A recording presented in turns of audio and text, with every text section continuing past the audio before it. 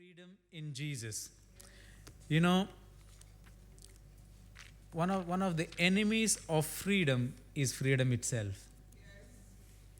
Those who misuse freedom become slaves to freedom. For example, traffic rules. If you misuse traffic rules, what happens? You get a ticket. You become a slave to that freedom that was given to you, isn't it? Your speeding ticket or your whatever. You try to speed on a motorway more than 70 miles an hour and you see a police car behind you. What are you thinking? You start panicking, isn't it? Is he following me? Is he going to flash his lights and stop me? Where did this fear come from? It's because you have broken your freedom. Your freedom is to drive within the limit. Following the rules is the freedom. Take it that way. For some of us, rules are negative. Rules are bad. Laws are not good. They are not giving me the freedom that I want to live. Don't we think like that? But if you're driving within 65 to 70 or between 60 to 70, no matter how many police cars are behind you, you have nothing to fear. Because you know you are within your limits. They can't stop you unless there is something else wrong with that you are not aware of. So I want us to know that whatever God has told us in God's word and the laws and whatever, for some of us they are burdensome. Unfortunately, sometimes Christianity makes it like burdensome, like how the Pharisees and the Sadducees made the laws look so burdensome. That's not what Christ has told us to be. If you follow within the laws that I gave you, you will enjoy your life. The devil will have no hold upon you. Your freedom is good. So like how when you walk within the limits of the traffic rules, you can have a free spirit, free mind, drive freely, nothing to panic about. God has given us His word so that we could enjoy our freedom. I want us to take in this positive way that God's word is the laws which God has given us to enjoy our freedom. As long as you stay within those boundaries, you are happy, you are joyful, and you are safe. Now, freedom in Christ only, some of us, we believe Christ has the power to free us. And that is true. But the problem is we ourselves do not free ourselves. We get stuck within our own world of guilt and fear and shame and sin. And even though Christ is willing to bring us out of that, we don't sometimes come out. This table reminds us that it is in Christ you can enjoy complete freedom. If Christ has made you free, you are free indeed. When it says you are free indeed, it means there is no conditions to it. How many times we go back to our own sins, go back to our own past and, imprison ourselves saying that, am I really free? Have I overcome this? Because we are focusing on self. There's a beautiful story I would like to illustrate. We have it in our scripture reading. Turn with me to John chapter 8.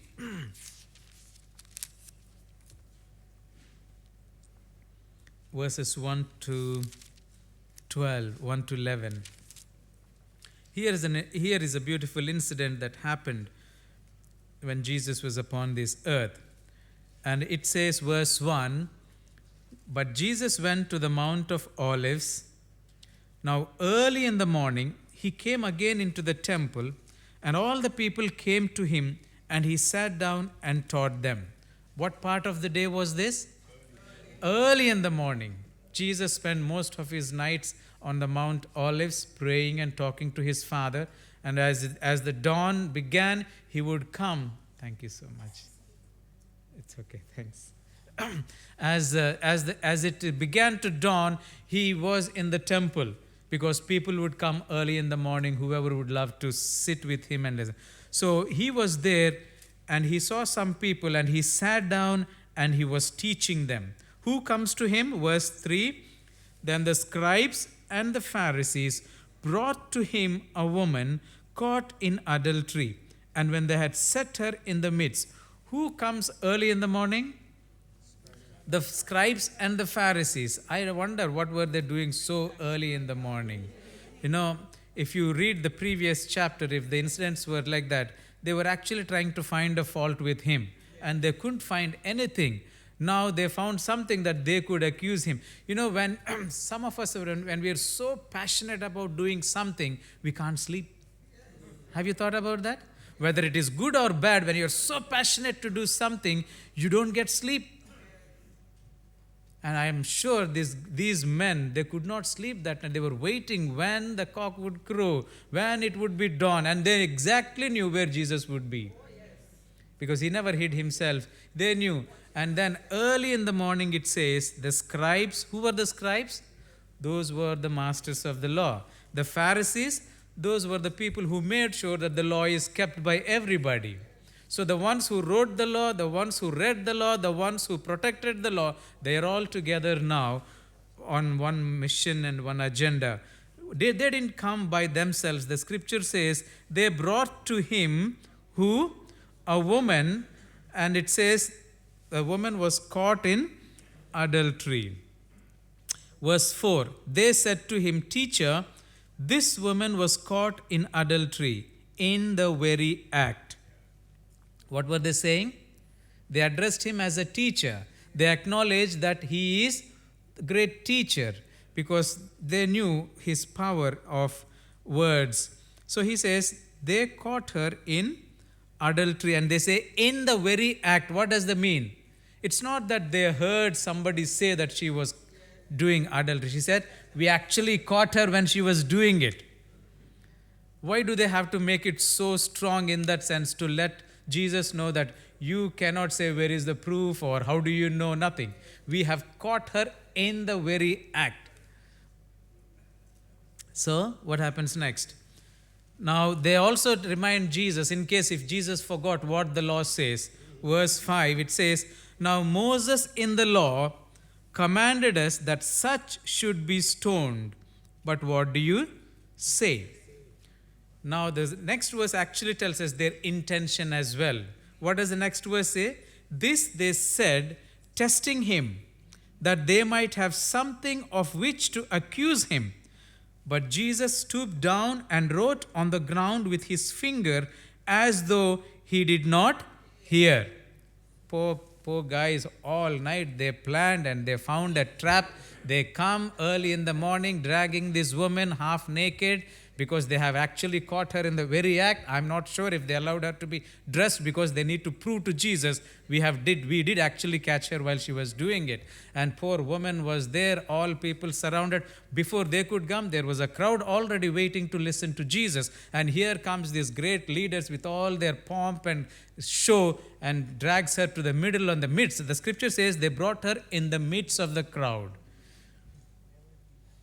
Can you imagine what the scene might be? She was in the midst, Jesus was there, surrounded by all people. And then, as I said, she could be half naked. We do not know because they caught her and dragged her. And then they remind Jesus, in case you don't know, you should know that the law of Moses says such people must be stoned to death. Even before Jesus could open his mouth, they made sure that they told him what the law says so that he cannot find a way of releasing this woman. And verse 6 says, they did it, testing him that they might have something of which to accuse him. How will that be an accusation on Jesus? He did not sleep with the woman. He has nothing to do with the woman. So how will he be accused? Because they very well knew this is a trap that Jesus will find it difficult to come out. Because only two options. Jesus would either have to say, well, if the law of Moses says, go stone her to death, go and do it. What would happen? During that time, the Jews do not have the power to kill anyone, including their own people, because they were being ruled by the Romans. So all death penalties must be signed by the Roman law, the Roman governor. So if Jesus were to say, okay, go stone her to death, what is he saying? He is taking the law in his hands so that they could go to the governor and say, here is a man who is taken law in his hands and did not respect the law of the Romans.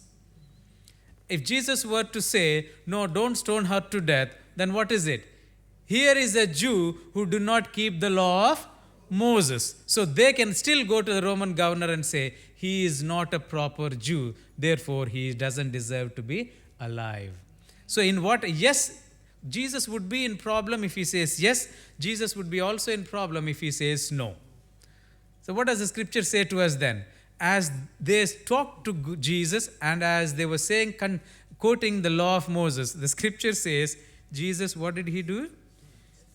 But Jesus stooped down and wrote on the ground with his finger as though he did not hear. Have you had this experience? Oh, you are so desperate to get an answer. You have all did everything possible, and you're talking to somebody and that person doesn't even care to listen to you. How do you feel?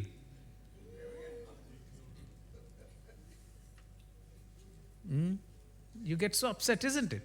If you have the freedom, you will drag them, you will shake them and say, can't you hear what I'm talking to you?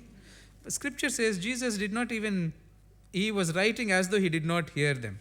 Verse 7. So when they continued asking, can you imagine what it means?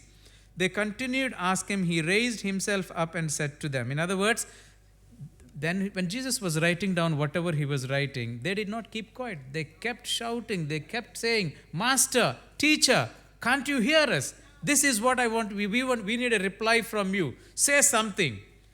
Then finally, by the scripture says, Jesus raised himself up and said to them, he who is without sin among you, let him throw a stone at her first. What a powerful answer. Yeah? Kadim was talking about wisdom. That is true wisdom. If I was in Jesus' place, you were in Jesus' place, we don't know how we would have tackled this situation. But Jesus, knowing the hearts of everyone, he looks at them and says, he who is without a sin, let him throw a stone at her first. If only we could practice it in our lives. How many of us are so quick to point a finger at someone and so slow even to look at our own faults? Some people sin, though it is small, it looks like a big mountain. And my sin, though it is big, it is so small, you're making a big issue out of it. That's how we react. Jesus here is talking to them and saying, he who is without sin among you, let him throw a stone at her first. I want you to imagine this way. There was a woman. The Pharisees, the scribes, the crowd were looking at the woman. What were they thinking when they looked at the woman? Here is a woman, half naked. The truth is that she is caught in the act of adultery. So what were the men thinking? What do you think is thinking? They were not looking at the woman as a human being. They were looking at the woman as a sinner. They are not looking at the sinner. They are looking at the sin. And here is Jesus who looks at the woman not as a, what? Not as a sin, but as a sinner in need of a Savior. That's the difference between how sometimes we see people. The way you see will decide or determine how you react to the situation. While some people see some need, some other people see a problem. Like on the Wednesday prayer meeting, I was saying the Good Samaritan story we were discussing. The priest and the Levite, when they saw this man being wounded, almost half dead, what did they see? They didn't see a wounded man. They saw a problem, inconvenience, risk, sin, untouchableness. They saw a problem. But when the Good Samaritan saw him, he didn't see the problem. He saw a human who is in need of some help. Many a times, this is how we perceive things. We see a problem before we see a human being. That's why when you see a problem before you could see the need, what happens? The problem becomes so big.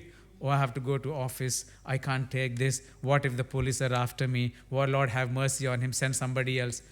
All the problems, all the risk factors will come. But if your eyes sees the need first before the risks, surely you will pause to do something about it. Jesus saw a woman in need. And all the men, including the scribes and the Pharisees, saw a woman who doesn't deserve to be alive. And there Jesus sees a woman who deserves to be alive. What kind of a heart that Jesus had. And what did they say? They caught her in the very act. If I was Jesus, I would have told them, you guys, you don't even know the law of Moses. You're misquoting the law of Moses. Why? Because the law of Moses says, turn with me to Leviticus chapter 20.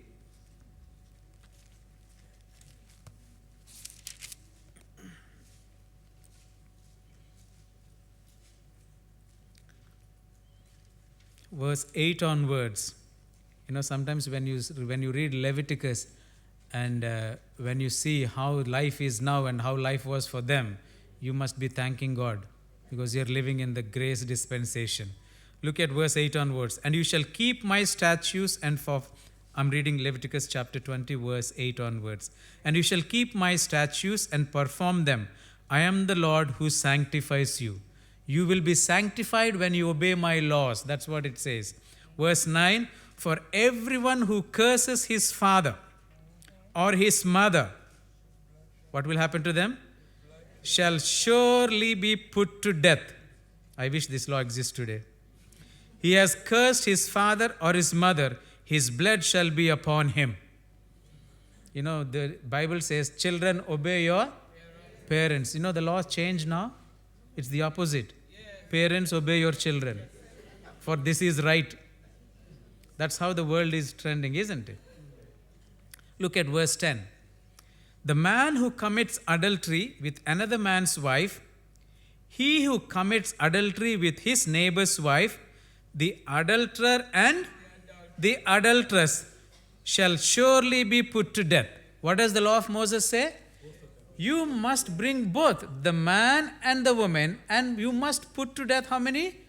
Both. Now, what does the scribes and Pharisees say to Jesus? Master, teacher, we have caught this woman in the very act. And I wonder how woman alone can commit adultery.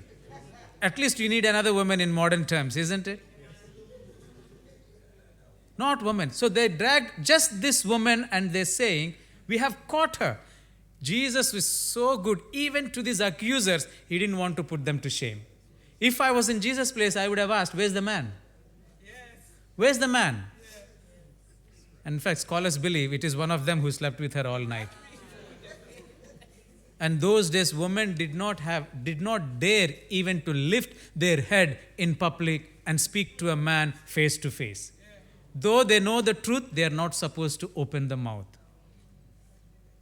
They are not dare even look at a man face to face in public, even if it is their husband. So if Jesus would have then said, where is the man? And if that woman was a modern woman like you, they would have said, that's the guy, that's the guy, that's the guy. But even if Jesus were to ask that question, the woman will not open her mouth. Because she is not allowed to. They are brought up in that way. Man can do anything and still get away, but woman can't do one thing and can't get away. So Jesus was so kind of not even to put these men to shame in the public. They were willing to put her to shame in public. Half naked they dragged her. But Jesus was not only kind to the woman, he was also kind to these men, giving them an opportunity not to point fingers at each other, but point a finger at yourself. He would have easily put them to shame because the law says what? The man who commits adultery, the adulterer and the adulteress shall surely be put to death. Look at it, and let me read a few verses just to give you a glimpse. Verse 11. The man who lies with his father's wife has uncovered his father's nakedness. Both of them shall surely be put to death. Their blood shall be upon them. Verse 12. If a man lies with his daughter-in-law, both of them shall surely be put to death. They have committed perversion. Their blood shall be upon them. Verse 13. If a man lies with a male, as he lies with a woman, both of them have committed an abomination. They shall surely be put to death. Their blood shall be upon them. If a man marries a woman and her mother, it is wickedness. They shall be burnt with fire, both he and they, that there shall be no wickedness among them. If a man mates with an animal, he shall surely be put to death. and you shall kill the animal. If a woman approaches any animal and mates with it, you shall kill the woman and the animal. They shall surely be put to death. Their blood is upon them. If a man takes his sister, his father's daughter, or his mother's daughter, and sees her nakedness, and she sees his nakedness, it is a wicked thing, and they shall be cut off in the sight of their people. He has uncovered his sister's nakedness, he shall bear his guilt. And if you continue to read, it is so scary. The law is so simple and straight. You don't need a scholar to explain this law. God has given these laws to protect human life. The misery the human life is facing today is because we have violated God's law. We do whatever we want, and the mess that we are brought up in.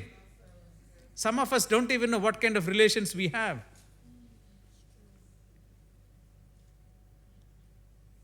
And no wonder our children are confused. And it doesn't even look like a sin for them because they're not seeing the straight between yes and no. But the reason I read all this is you will see whatever kind of sin it is, the law says both must be killed, isn't it? That's the point I was trying to say. Whatever it is, male to male or female to female or male to animal or animal to female, whatever it is, he says, kill both of them because they both have committed sin. But here is the scribes and Pharisees brings this woman all by herself, saying, we have caught her. How can you catch her all by herself? Where is the man? Praise God that he did not put them to shame in public, but his desire is not her own. Jesus' desire is not just the salvation of this woman, but also the salvation of the scribes and Pharisees. And then he says, he who is without sin, let him throw a stone at her first. Verse 8, John chapter 8, verse 8. And again he stooped down and wrote on the ground. After saying those words, he wrote down on the ground. And what does verse 9 say? Then those who heard it, how many do you think would have heard? Everyone. Being convicted of their conscience. This is what Christ was intending. In not only he wanting to save them, save her, he wants to save them. That's why there's the famous verse of the scriptures. God so loved what? The whole world, including sinners, the worst criminals you could think of. And he gave his life not just for Adventists or Christians, he gave his life for everyone who believes in him. So when it says everyone, that means there is an opportunity for everyone in spite of their condition, wickedness. So those who heard it, being convicted of their conscience, what does the scripture say? Went out one by one. Why did they leave? Why didn't they stay there and see what Jesus would tell? Why would they leave? Can you imagine if somebody knows your sin and you're among them and they have an opportunity to speak, will you be there? No, we would run.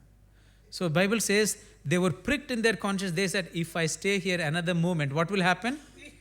Jesus might point a finger at me and say, I know what you have done. Thank God we don't have prophets today.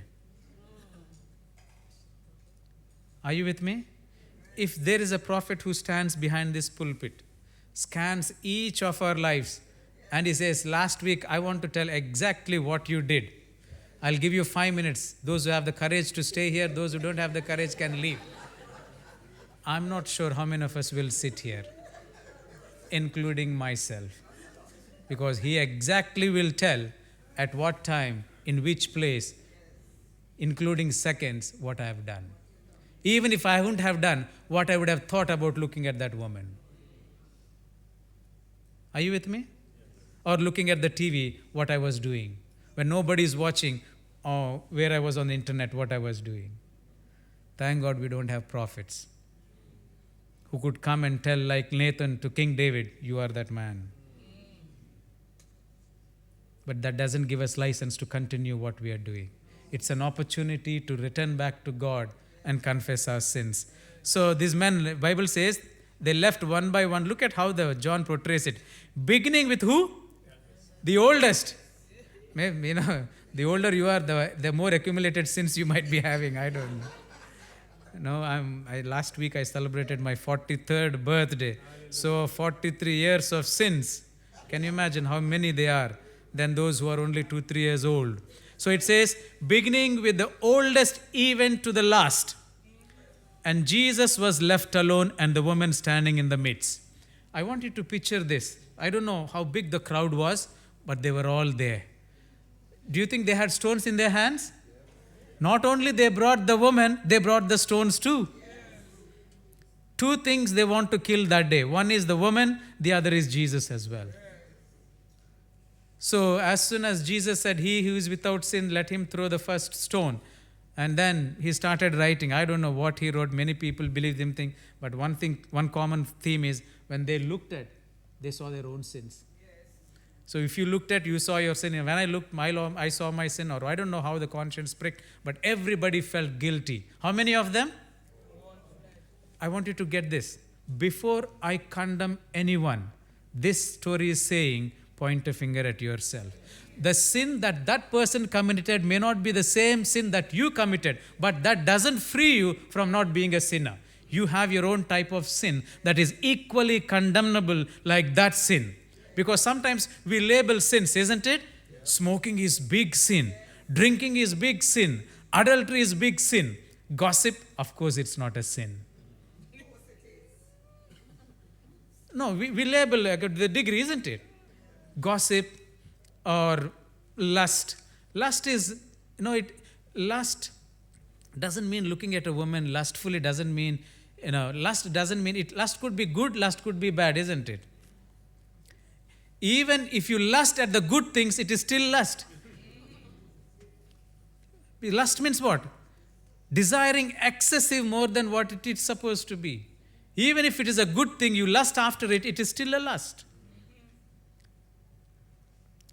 So they all left. Can you imagine? Complete silence. Only the woman and Jesus. And can you imagine what the woman might have thought when she heard Jesus say, he who is without sin, let him cast the stone first. What do you think this woman might be thinking? If there's one man in this crowd who has the right to stone me to death, it is Jesus.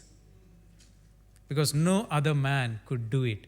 Because some of them may be her own clients. Anyway, complete silence. Jesus saw that nobody was there, but he wants to make sure that woman is aware of what is around her. So what did Jesus say to her? Verse 10, and when Jesus had raised himself up and saw no one but the woman, he said to her, woman, where are those accusers of yours? Has no one condemned you?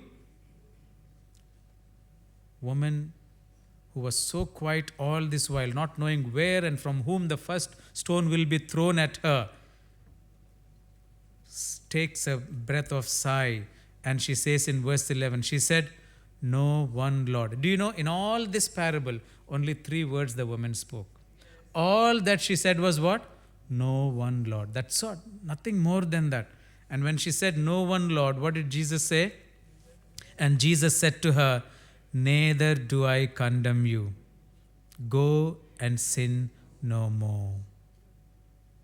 What did Jesus see in that woman? What did Jesus see in that woman that he doesn't want to condemn her? He saw in that woman a potential candidate for his kingdom. When Jesus looks at each of your face, he doesn't look at the sins that you committed. He looks at your potential that you are his child.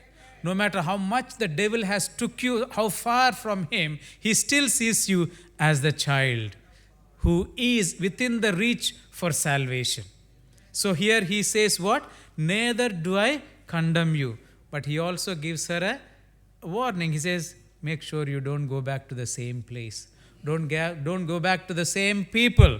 Don't go back to the same profession. Don't go back to the same work that you are doing, because that's not what you are made for. Those who fall for sin becomes slaves to sin, and you lose freedom. It is those who are in sin that they have lost freedom. Those who don't fall into sin, they have not lost their freedom. Now, did Jesus keep the law by freeing her? What happened to the law of Moses now then? She should be stoned. Jesus could have said, where is that woman? Bring the woman. Woman, name the man. Let both of them be. No. He not only freed, maybe if the man was among them, their conscience was pricked, it says, isn't it? So not only he freed the men, he also freed the woman. But what happened to the sin? What happened to the law of Moses? One preacher said, he told the woman, woman, give me that sin of adultery. It deserves to be stoned to death. While I set you free, go happily rejoicing to your home that you are free indeed. Let me take that sin on my shoulders. While you go home, I'm going to the Calvary to die so that the law of Moses could be fulfilled, that the wages of sin also could be fulfilled. Jesus, that's what he did. This table here is the representation of Jesus picking up each of your sin. You know what that sin could be, what that sin is. He's picking up everything from you. How much of it? All of it. Not even 1% he withholds. He took everything out of you and out of me, and he's saying, while you take my flesh and blood, I will give it on the cross for you. So I want you to come today as free people in Jesus Christ. As I said in my opening remarks, Jesus has freed us, but sometimes we haven't freed ourselves from. This table is a reminder that if Jesus has freed you, you're free indeed. After that incident, wherever the woman walked around, what do you think people could have said? Oh, you, the adulterer. And what do you think the woman could have said? I am free. My sin has been taken by somebody else. I am free indeed. So I pray that as you come to the communion table this morning, come with this assurance that Christ has freed you indeed. As you take the bread, as you take the wine, have this conviction that your sins has been completely forgiven. And when you have that conviction is a road for not repeating the same sins again. People who do not have that conviction that their sins are forgiven fall into the sin again and again and again.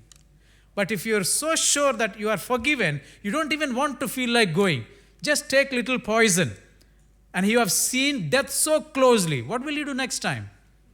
What will you do? You dare not touch it, isn't it? Look at the virus thing. So we don't even want to hug each other. Today only Indian laws are good, isn't it? You just say namaste. Because the scare. Sin is worse than virus. It not only kills your body, it can kill your soul. And Jesus took that virus of killing the soul on the cross for you and me. So may the Lord bless us that as we take, let's take with that conviction that I'm being freed from all my sins, that I belong to Jesus. And not go back to that sin that maybe you are holding on to or me. May the Lord bless us as we approach this table this morning.